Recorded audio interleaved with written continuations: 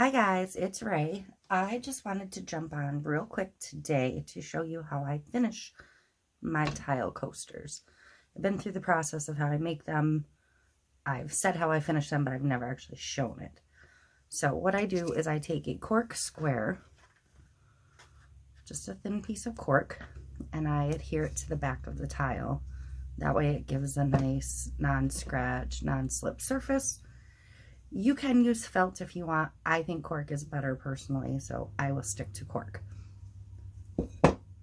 These are a couple more that I finished. So what you need is your finished tiles. My tiles I get at Home Depot. I like the 4x4s at my Home Depot better. I will try to find the link to these and put them in the comments. I have been using hand-cut rolled cork. I use my paper trimmer to cut it because I had a huge roll. When I'm finished with this, I'm going to start buying ones from Amazon. The ones I buy from Amazon will be self-adhesive, but I won't rely on the adhesive on them to stick to the tile. I will still be gluing them on. So that part of the process won't change even once I stick to the self-adhesive ones. I'm going to put a link to the self-adhesive ones down below.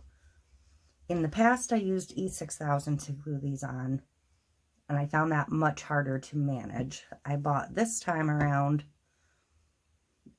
I switched to this Gorilla Glue Clear. It flows much better, it spreads better on the tile, and it seems to adhere better to the tiles. So that's what I'm going with now.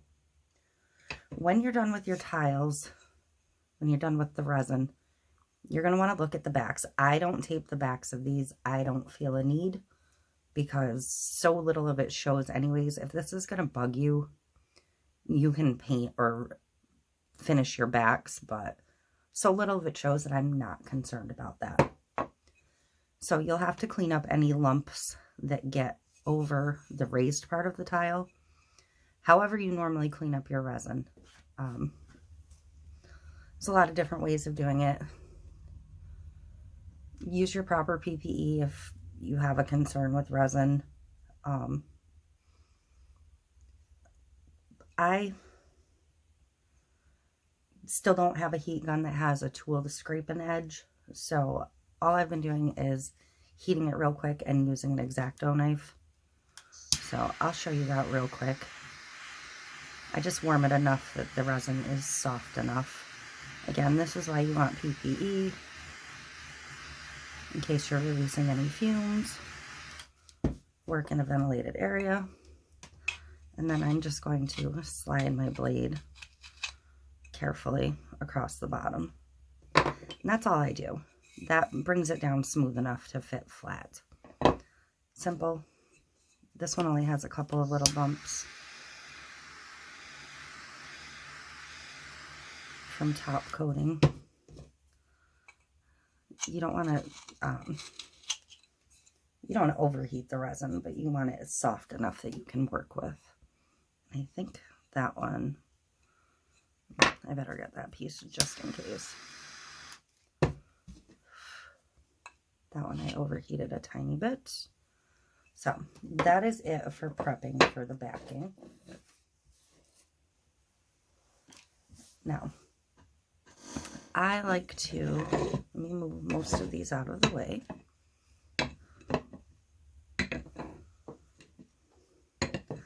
I like to just flip a couple tiles over to start. I think I do have one little bump on this one.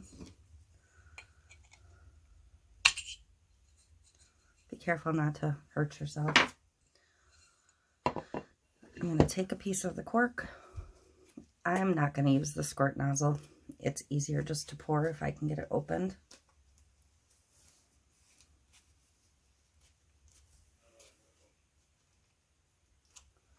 Okay, I can't get it open.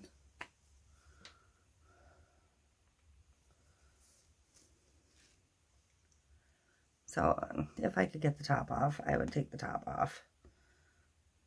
But I'm just going to squirt a good little amount in the middle.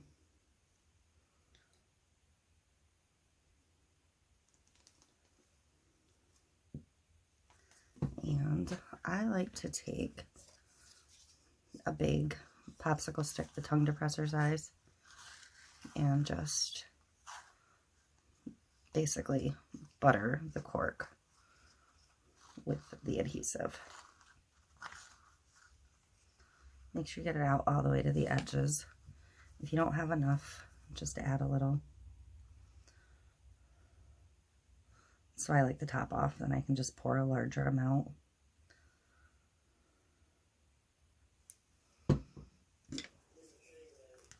So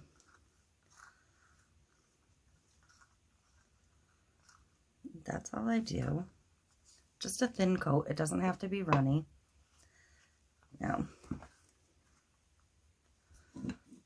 I will flip it over and push it to the back. Now, it's going to immediately pop back up when I move my hands. So what you're going to want to do is keep your hand on it and flip it over carefully, not to slide the backing. Make sure you look around your edges so you don't slide the back. And I'm going to put something heavy on them for 10-12 hours overnight if you can. I've been using photo boxes that are full of acrylic paints because they have quite a bit of weight to them and it holds it down really nicely while it dries. But that's it. Once it's dry, this cork is on here. It's not going anywhere. So that's it. It's as simple as that. I'm going to go ahead and finish up the other 7 off camera. You don't need to see it over and over and over again. But super simple. Like I said, even when I get the adhesive back tiles of cork, I'm still going to peel the backing off the adhesive, do my layer of glue just for added protection, and stick it to the tile in the same method.